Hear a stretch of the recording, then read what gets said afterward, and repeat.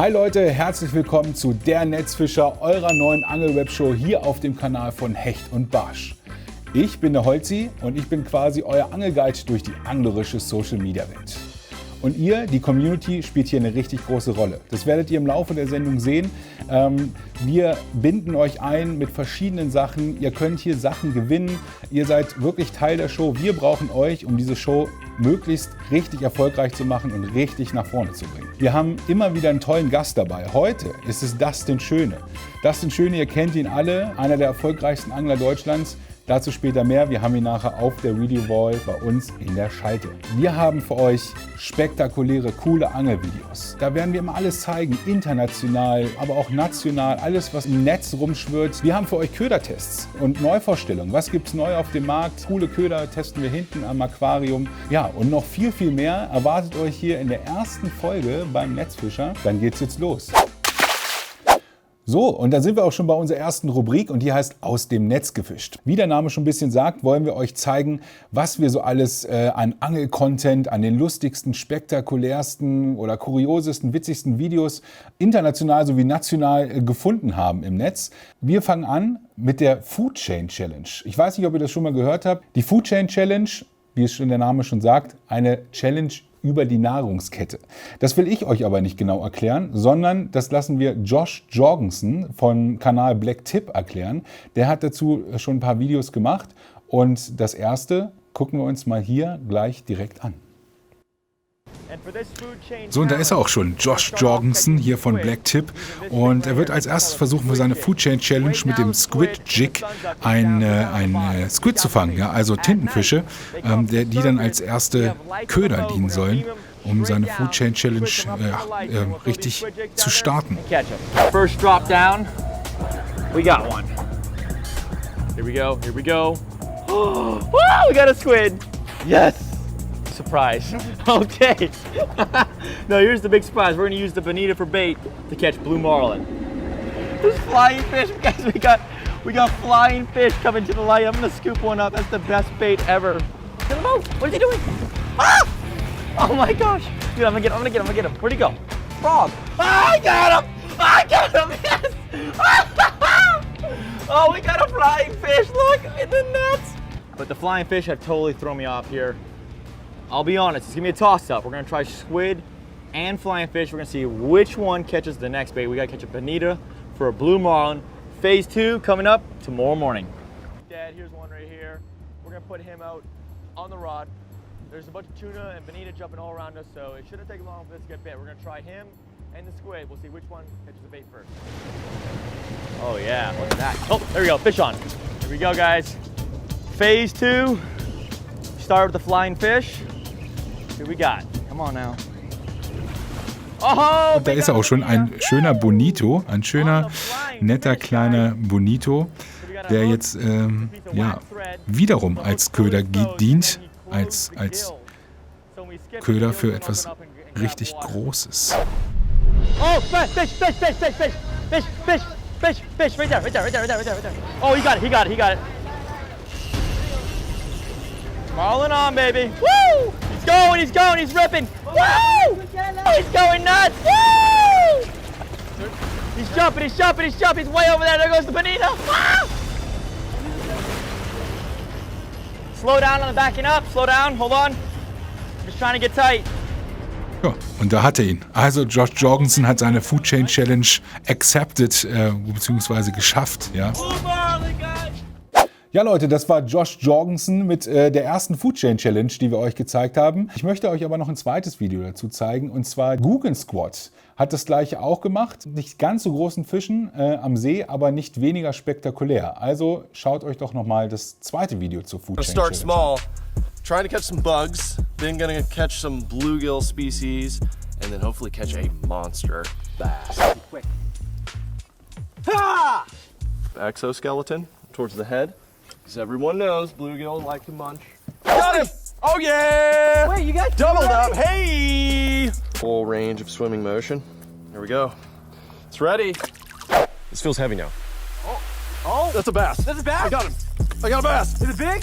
I got a bass. How big are we talking, dude? Dude, I don't know. He's in the grass. Land him. Woo! Oh my gosh. Got him. Jeez, that's a freaking monster! That's the biggest fish of the day! Yeah! Let's go! Yeah! Barely hooked to the top of the mouth. I don't know. I kind of want to get back out there with a bluegill though. Hey, there's some giants in here. Ihr seid ja Teil dieser Sendung, die Community. Und wenn ihr auch Bock habt, die Food Chain Challenge mit uns vielleicht in Deutschland zum Trend zu machen, egal ob mit Kunstköder angefangen oder mit einem Wurm, was auch immer ihr wollt, und steigert euch. Wir sind gespannt, wie viele Stufen wirklich möglich sind, und postet dann noch bitte die Sachen mit dem Hashtag #dernetzfischer oder schickt uns eine E-Mail an netzfischer@hechtundbarsch.de. Jetzt haben wir schon viel aus den USA gesehen. In den USA gibt es aber nicht nur coole Challenges, sondern auch eine Menge coole Angler. Einer davon ist John B. Ihr kennt ihn sicherlich und hat einen großen Kanal. Ja, ich will nicht zu viel verraten. Schaut es euch erstmal an. When you feel like it's committed, yeah, go. Send it. Hit it. John B. in Action hier. Seht ihr es? Yep, that's it. That's it. Da ist scheinbar richtig was dran. Also irgendwas sehr kampfstarkes. Und boah, krass. Oh, not good. Einfach durchgebrochen. Okay. Didn't expect that. You gotta fight this like. Okay. Aber man hilft sich natürlich unter Anglern. Ihr kennt's. Okay. I'll just kind of walk back with him. Aber das ist spektakulär, das muss man schon sagen. Also man versucht hier tatsächlich Hand in Hand diese ganze Sache zu stemmen und den Fisch irgendwie auszudrehen und Land zu bringen. Wird sich immer wieder abgewechselt. So kann eine Angel auch aussehen. Teamarbeit ist halt echt wichtig. Und da ist er. Ja, krasser Hai. Oh my God, dude. Trotz Rutenbruch hat es Like geklappt, someone else needs to hold. den Hai zu landen. How the Wahnsinn. John B. do that? I'm losing my mind right now. Auch unser nächstes Video hat mit ihm zu tun. Es geht wieder, so viel kann ich verraten, schon um Haie. Aber diesmal, ja, wie soll ich das sagen, kommt noch ein kleiner lebensmüder Faktor dazu.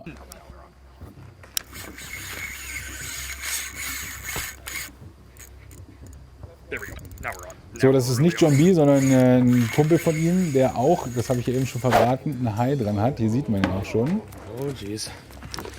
Das Problem allerdings, der Hai verfängt sich unten im Steg. I can get it. I can see the rod. Yeah. Hand it to me. Oh yeah. Okay, he's dunking You're it. gonna have to dunk it. Holy. What the f are you doing? Here comes Buddy. Nice job, bud. Get some water in your boots. That was nuts, dude. That was kooky. Holy boys, Florida's nuts. Dude, look at this thing. This is not That's, small. yeah, it's not small at all. Okay, so I just hand lined in a shark. There he goes, back in the water. Caught and released. Ja, Leute, ich weiß nicht, wie es euch geht. Ich würde, glaube ich, nachts nicht so Haien ins Wasser steigen, um da mal die Rute zu lösen oder die Schnur zu lösen, da unten am Steg, wo direkt vor mir ein Hai ist und wo meistens ein Hai ist, sind auch mehr Haie. Also, ich weiß nicht, ob ihr es machen würdet. Falls ihr was Ähnliches erlebt habt, postet das gerne unter dem Hashtag Netzfischer. Unser nächstes Video ganz anders. Nicht so gefährlich, dafür nicht minder kurios oder spektakulär, würde ich sagen. Wir lassen das mal laufen und dann schauen wir uns das Ganze mal an. Und zwar, ihr seht hier eine Dame, ich denke mal irgendwo im Regenwald. Und ja, sie geht an die ganze Sache recht traditionell ran. Das heißt, sie baut sich mal eine Rute aus Bambus, so wie es aussieht. Und guckt euch diesen Haken an. Mit diesem Haken, scheinbar wird sie gleich mal versuchen, Fische zu fangen. Packt da ein paar Würmer drauf. Bei uns würde man vielleicht Waller mit so einem Riesenhaken fangen. Mal gucken, was sie damit präsentiert. Rein in den Fluss. Und zack, schon hat sie einen. Es sieht so ein bisschen aus wie ein Schuppenkarpfen. Ganz genau kann ich es nicht sagen, aber irgendwas in der Art. Von ja, coolen, spektakulären Angelvideos kommen wir jetzt zu einer Sache, die jetzt nichts Schönes ist, sagen wir mal. Und zwar ist es zuletzt auch vorgekommen, dass Angler auch, ihr habt es vielleicht auch schon erlebt, vielleicht schon sagt ihr uns auch mal, wie eure Erlebnisse dazu sind, dass Angler teilweise angefeindet worden sind oder auch ja, Sachbeschädigung an vielleicht Angelgeräten oder Autos von Anglern aufgetreten ist. Ja. Passiert ist das jetzt Yoshi, also der Yoshinator, ihr kennt seinen YouTube-Kanal. Und ich zeige euch mal ein kleines Video, das hat er jetzt selber veröffentlicht, was da los war. Also einmal bitte. Leute, seht ihr das? Ein fetter Schlüsselkratzer. Wie kann man so sein? Ich habe es gerade, als ich geparkt habe, gesehen. Heute Morgen war das auf jeden Fall noch nicht. Ich bin nämlich von vorne an mein Auto gegangen und ich hätte das hundertprozentig gemerkt, wenn da irgendwo ein Kratzer drin gewesen wäre. Und dann haut mir da irgendjemand mit dem Schlüssel einen fetten Striemen drauf. Wie kann man so mit sich selbst so unzufrieden sein? Wie kann man... ich steigere mich da wahrscheinlich nur rein, aber ich verstehe sowas nicht. Tja Leute, da fällt mir nichts zu ein. Ich werde mich jetzt nicht weiter drüber ärgern, weil das ist genau das, was der Typ damit erreichen wollte. Mach Feierabend für heute. Schöner Tag mit einem ekligen, bitteren Ende. Ja Leute, echt krass, was Yoshi da passiert ist. Habt ihr auch solche Erfahrungen schon gemacht? Wurden Sachen von euch beschädigt? Das würde uns interessieren, ob es das öfter gibt oder ob das Einzelfälle sind. Also schreibt es bei uns mal in die Kommentare. Wir sammeln das mal und in einer der nächsten Sendungen werden wir uns vielleicht dann mal damit beschäftigen.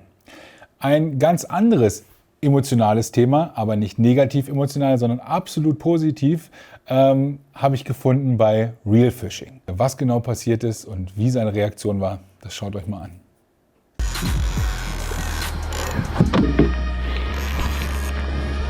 Oh Gott, der könnte ihn haben. Yes! Yes! Yes! Leute, ich pack's nicht, das ist ein Monster. Ich heul gleich. Mir zittert alles. Mir zittern die Knie. Alter, die Kamera fällt von...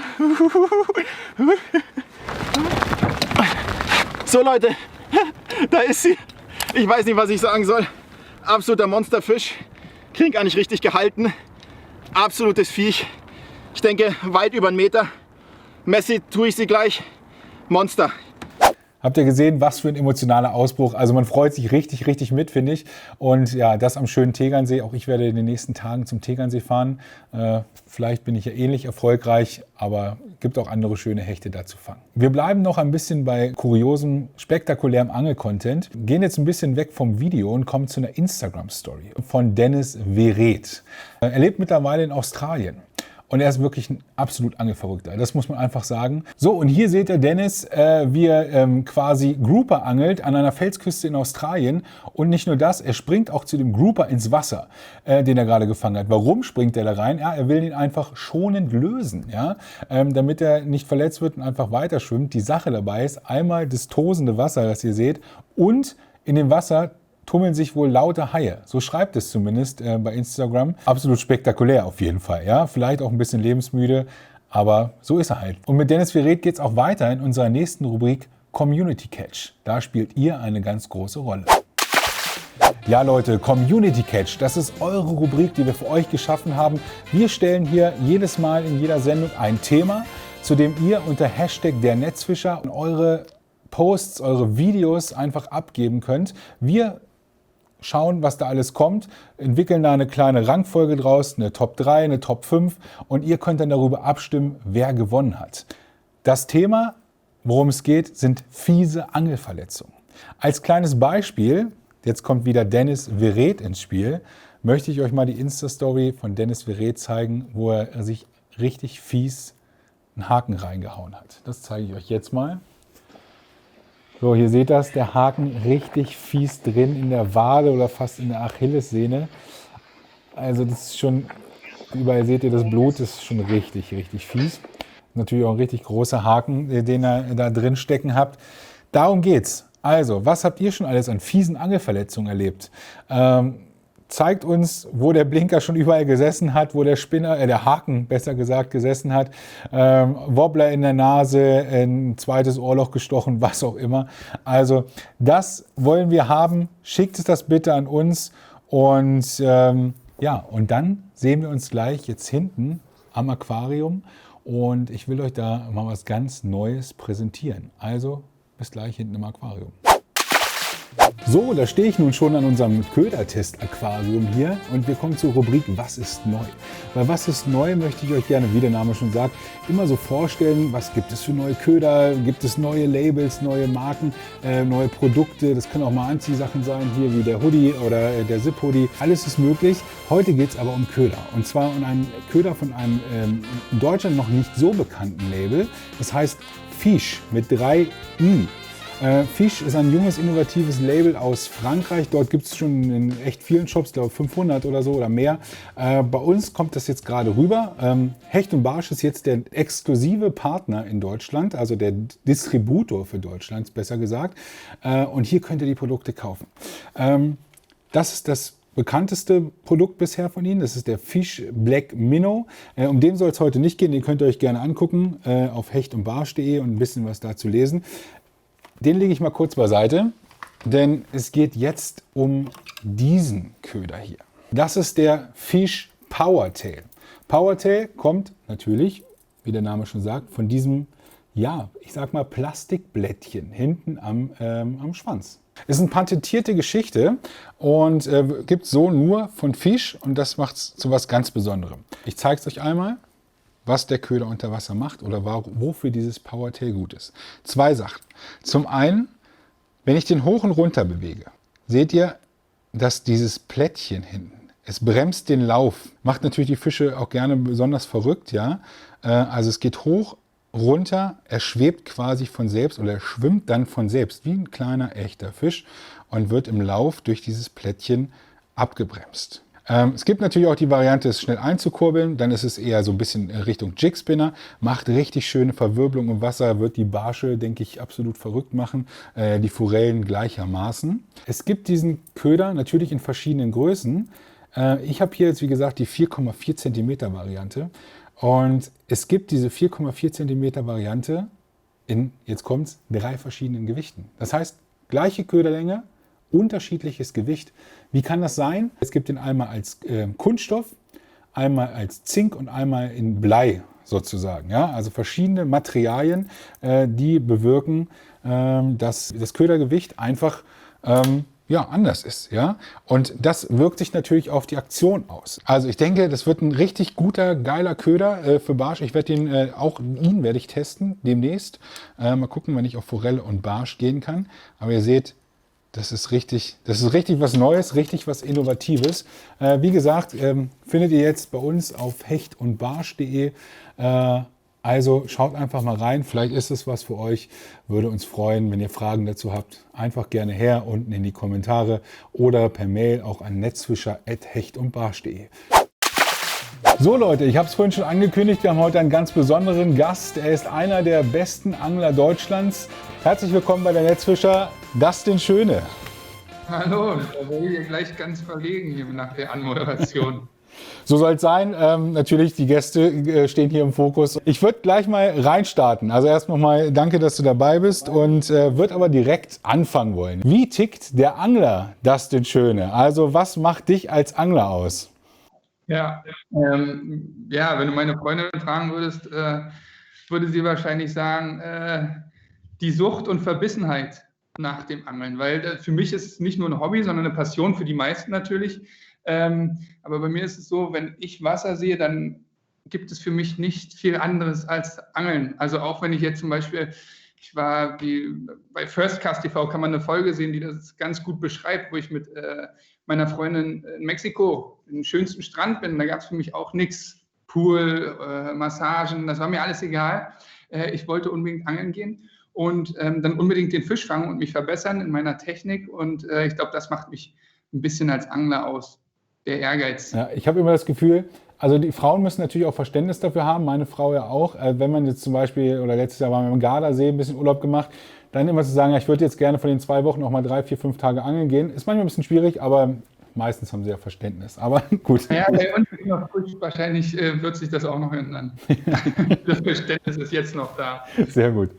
Genau, dann machen wir weiter. Und zwar, wie bist du zum Angeln gekommen, Dustin? Wie hast du angefangen? Wie ist da so denn vielleicht durch einen Opa, durch irgendwen oder wie bist du zum Angeln gekommen?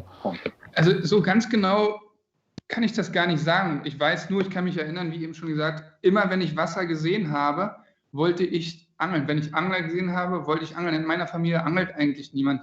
Aber das hat mich so fasziniert, dass ich eigentlich immer schon als kleiner Junge mit 3 Jahren oder noch früher mit einem Ast und einer Pose rumgelaufen bin und versucht habe, da Fische zu fangen. Und das erste Mal zum Fisch hat mich mein Opa tatsächlich gebracht. Ne? Der hat mich dann mal mitgenommen und dann habe ich eine Plötze gefangen. Das war mein erster Fisch. Ah, sehr gut.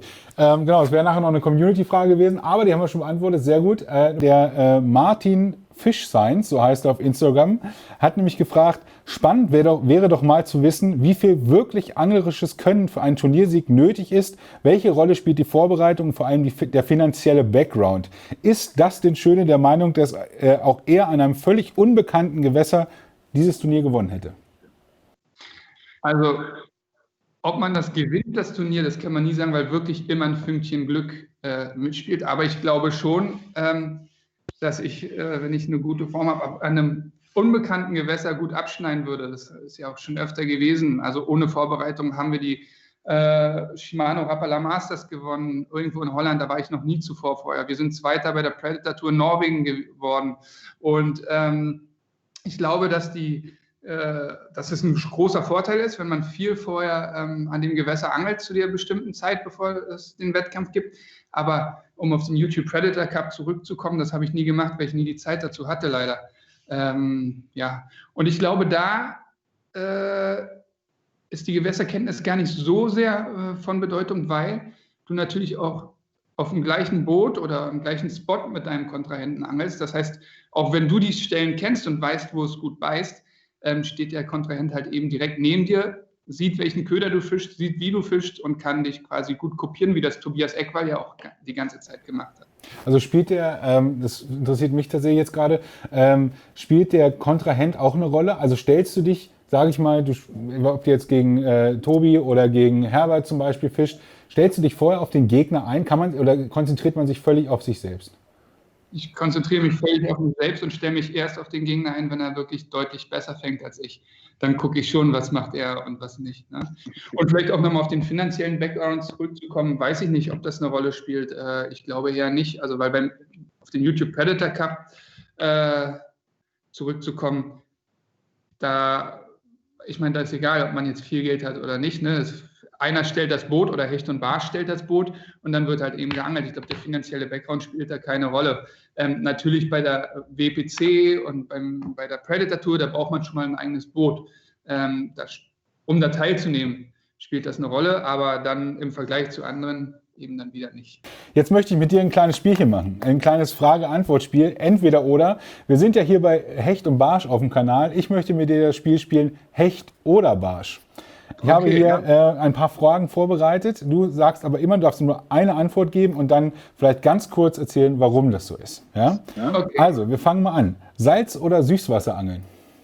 Süßwasser. Weil da bin ich drin groß geworden, da habe ich eine größere Verbindung zu. Auch wenn Salzwasserangeln mir sehr, sehr viel Spaß macht. Okay, Fisch oder Fleisch? Fleisch. Ich esse einfach viel lieber Fleisch. Okay. Dietmar Isaias oder Uli Bayer? Daher würde ich mich gern zurückhalten, okay, wenn es geht. Gut. Obwohl, echt, scheiß drauf. Dietmar Isaias. Gut, alles klar. Bier oder Wein? Wein. Ich trinke kein Bier. Nicht sehr gerne. Träumer oder Realist? Realist. Realist. Keine Träume? Ja, nicht so. Obwohl, ne, manchmal. Na doch, eigentlich Realist, ja. Wobbler oder Gummifisch? Gummifisch. Weil universell einsetzbar. Bayern oder Dortmund? Die Frage ist doch ganz klar. Dortmund natürlich. Weil? Immer, seit immer. Also ich weiß nicht, es ist natürlich, jetzt trifft man ein bisschen ab zum Fußball, aber ist ja auch nicht so schlimm. Als ich ein kleiner Junge war, da war ich ein riesiger Fan von der Mannschaft damals mit Sammer, mit Möller, mit Chapuisat und dann Champions League-Sieg mit Lars Ricken und so. Das war für mich damals fußballerisch meine Jugend. Okay, sehr gut. Pizza oder Pasta? Pasta. Pasta. Und meine letzte Frage noch, ist auch ein bisschen gemein. Daniel oder Toni von Hecht und Barsch? Kann ich so nicht beantworten eigentlich. Also ich kann es beantworten, Toni, weil ich mit Toni deutlich mehr zu tun habe, aber von der Sympathie her finde ich beide sehr gut. Ich hatte zwar gesagt, letzte Frage, aber eine Frage habe ich natürlich vergessen. Hecht oder Barsch? Das schwankt bei mir immer so. Im Moment ist es Barsch, würde ich sagen. Ich liebe es im Moment auf Barsch zu angeln. Ich fische ja auch die Perch Pro mit. Aber Hechtangeln kann genauso geil sein. Also beides gut. Ja, finde ich auch. Ist schwierig. Ist tatsächlich, könnte ich mich auch schwer festlegen. Jetzt kommen wir noch zum Abschluss noch so 2, 3 Community-Fragen, die wir noch an dich haben. Und dann kommen wir so langsam zum Ende. Und zwar, alle wollen wissen, was gibt es bald Neues bei Nacebaits? Eine Routenserie war ja, glaube ich, geplant und neue Köder. Was gibt es Neues und wann ist Release? Es gibt viel Neues. Tatsächlich, zum Release halte ich mich immer ein bisschen zurück. Erstens, weil wir gerade Corona hatten und wir wirklich zurückgeworfen wurden. Ja, die Leute konnten einfach da nicht arbeiten, wo wir produzieren, also in Korea, in China und wo auch immer. Ne? Und deshalb werden wir sehr zurückgeworfen. Das ist der erste Punkt. Und der zweite Punkt ist, dass ich sehr viel zu mäkeln habe und immer noch mal was verbessern will und noch mal was ändern will. Und unser Ansatz ist ja irgendwie nicht nur einen Köder so zu machen, wie es ihn schon mal gab, sondern immer ein bisschen was zu verbessern. Also nicht nur Realist, sondern auch Perfektionist. Genau. Und ja, es kommen natürlich viele Sachen. Die Routenserie ist in Planung. Relativ bald kommen Spinnerbaits und Chatterbaits hier. Ich habe zufällig hier auch welche liegen, weil das sind irgendwie... Rein zufällig, sehr gut. Gut vorbereitet. Die muss ich noch bezwicken und die liegen hier auf meinem Schreibtisch. Und da kann ich aber ganz kurz sagen, hier zum Thema Sachen anders machen. Hier so eine Köderaufnahme mit einer Schraube gibt es beispielsweise bei einem Spinnerbait noch nicht. Chatterbaits, Spinnerbaits, wir kriegen Crankbaits, wir kriegen Minnows, wir kriegen eine Craw, wir kriegen den Predator in nochmal 20 cm, vielleicht auch nochmal 30 cm. Wir kriegen einen Pintail, also No-Action-Chat, wir kriegen nochmal einen anderen Action-Chat und dann sind Routen geplant, wie gesagt, die sind auch schon auf dem Weg hierher, die Prototypen, die neuen. Wir kommen neue Hoodies, kommen neue Socken, es kommt eine Jogginghose von uns, es kommen mehrere Cappies, also ja, dazu kann man vielleicht noch sagen, auch die Hoodies sind jetzt nicht einfach so irgendwie merchmäßig bei Fruit of the Loom oder weiß ich was eingekauft, sondern wir machen die Schnitte tatsächlich selbst und haben da jemanden im Team, der früher sehr viel im Klamottenbereich gemacht hat. Das heißt, das ist auch von uns quasi selbst entwickelt. Das ist ein schönes, auch ein guter Verkäufer, aber ein sehr sympathischer Verkäufer, finde ich. Alles ganz wunderbar. Und dann würde ich auch nämlich im Prinzip noch zur letzten Frage kommen. Was war für dich der schönste oder der beste Fisch, den du je geangelt hast? Das muss noch nicht mal die Größe sein. Ich glaube tatsächlich, es gab viele schöne und in meiner Jugend auch kleine, die für mich sehr viel Bedeutung hatten, aber ich würde sagen, wenn ich einen festlegen müsste, beziehungsweise sagen wir mal 3 Fische. Ich habe mal in einem Turnier einen 1,12er Hecht, einen 51er Barsch und einen 95er Zander gefangen. Und da vor allem, also riesen Glück natürlich und super gut auch fürs Ergebnis, aber die dann im Turnier zu fangen, war natürlich Glück. Und da war der Zander halt wirklich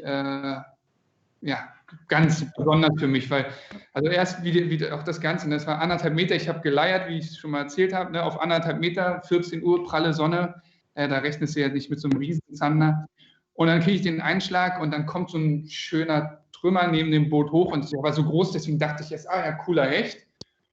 Gut fürs Turnier und dann habe ich gesehen, das ist ein Zander. Und dann haben die Knie angefangen zu zittern und der Drill ging los und Hannes mit dem Kescher da auch ganz aufgeregt und dann, als er dann im Netz war, dann haben wir gejubelt und sind uns in die Arme gefallen quasi und das war echt ein sau cooles Erlebnis und ein sau cooler Fisch. Ich bedanke mich schon mal ganz herzlich, dass du hier warst und dir so ein tolles Interview gegeben hast. Das letzte Wort soll hier immer meinem Gastangler gehören. Und also dir in diesem Falle. Was möchtest du noch loswerden? Das sind schönes, berühmte letzte Worte. Das ist tatsächlich schwierig. 2 Sachen würde ich sagen, wenn ich darf. Erstens, wir haben ja gerade mit Nace angefangen. Das ist ein absolutes Herzensprojekt für mich und ich stecke da viel Herzblut auch rein. Und die Resonanz ist einfach sensationell. Das ist wirklich toll. Die Community wächst und wir haben ganz viele Supporter und dafür würde ich mich gerne einfach mal bedanken bei all den Leuten da draußen, die unsere Produkte kaufen und uns somit unterstützen. Und zweitens muss ich sagen, was ich noch loswerden möchte, ist, ich finde es super, wie sich das Angeln entwickelt. Es wird halt immer mehr zum Trendsport und das Alteingestaubte irgendwie geht immer mehr verloren und die haben auch so Sendungen wie eure Sendung wahrscheinlich einen großen Anteil dabei und das finde ich ganz toll und das würde ich gut finden, wenn es so weitergeht. Danke sage ich trotzdem noch. Ich weiß, das waren deine letzten Worte. Ich sage trotzdem noch Danke. Und ja, bestimmt bis zum nächsten Mal. Und Petri, alles Gute. Und wenn ich das noch sagen darf, ich wünsche auch dann alles Gute als Vater, wenn es dann soweit ist. Sehr gut, vielen Dank. Ja, ebenso. Du bist ja auch gerade Vater geworden. Ja, danke. Okay, mach's gut, Dustin. Ciao, bis dann. Tschüss. So, von dem einen Pro, Dustin Schöne, zu den anderen Pros in Deutschland. Und wir kommen zu unserer Rubrik Catch It Like a Pro. Hier zeigen wir euch immer so, was machen die anderen Jungs in Deutschland, also die mit Angeln im weitesten Sinne ihr Geld verdienen. Da wollen wir euch mal ein bisschen was zeigen und holen da mal so ein paar Sachen aus dem Netz. Und zwar als erstes ist es Jan Pusch. Jan Pusch, ihr kennt ihn, auch bekannt, ja, vor allen Dingen bekannt für seine großen Fänge und auch momentan hat er wieder einen richtigen Lauf. Ja? 1 Meter Hecht nach dem anderen zaubert er raus, so wie wir das hier jetzt auf Instagram in den Fotos sehen. Ja? Also unwahrscheinliche Serie gerade und er fängt die alle mit dem neuen Spro Frog. Ja? Ich habe ihn noch nicht, ich werde ihn vielleicht auch mal ausprobieren, aber Jan Pusch, der geht damit richtig, richtig steil. Wir kommen zum nächsten Pro und das ist kein geringer als Enrico de Ventura, der Raubfisch-Weltmeister quasi von 2017. Momentan, ob das was mit Corona zu tun hat, weiß ich nicht ganz genau. Viel mit dem Bellyboot unterwegs. Macht er ja sonst, glaube ich, nicht so oft. Aber auch da zeigt er, was er kann. Hat er seine neueste Route, die Westin W10, also das ist eine Route, ja, werde ich mir wahrscheinlich nie leisten können, wer weiß von euch, wie viele das können, aber es ist eine ganz besondere Route und er zeigt mal, was er damit Schönes gefangen hat im Bellyboot. Leute, ich habe wieder einen Fisch.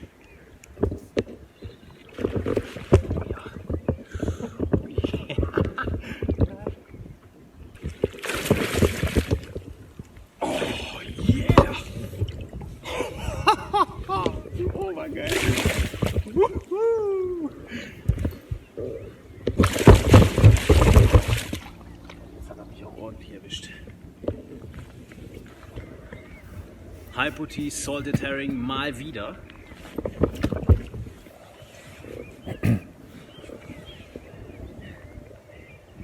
Ja.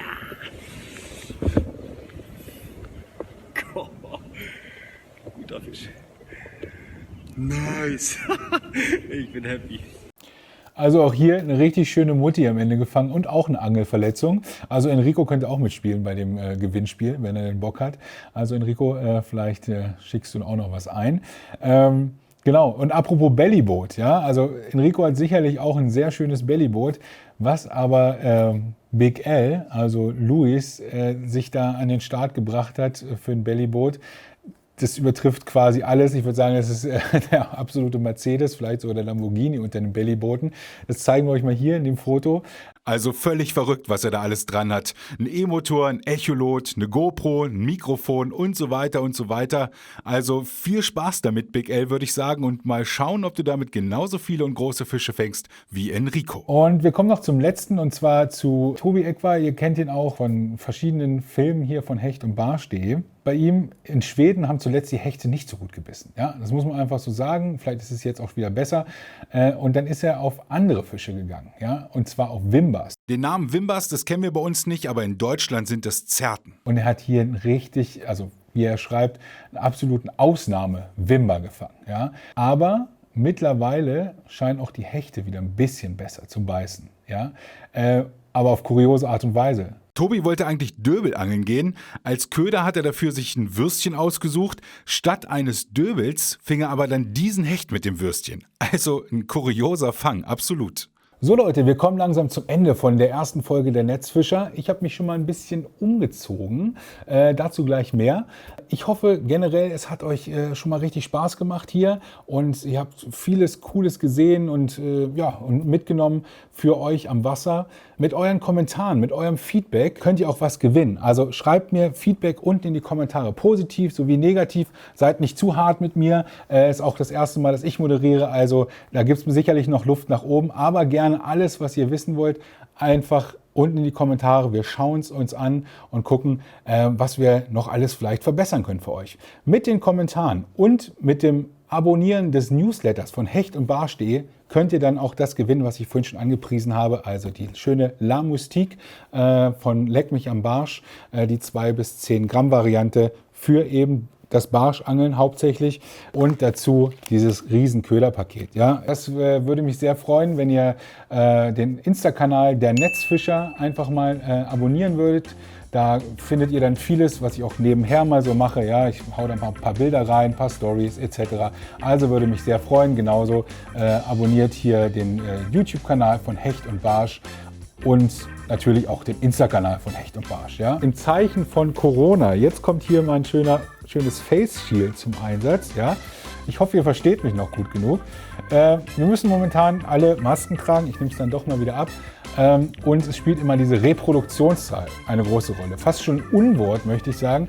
In unserem Fall nicht. Wir wollen, dass diese Sendung sich möglichst so weit reproduziert, wie nur irgendwie möglich. Deswegen teilt bitte die Sendung, erzählt da euren Kumpels von und so weiter. Ja, also wir brauchen eine möglichst richtig hohe Reproduktionszahl und dann wird das hier sehr erfolgreich und wir können hier richtig lange weitermachen. Das Ganze ist sehr aufwendig, deswegen brauchen wir euch und eure Hilfe. Ja, genau. Also, das war's von mir.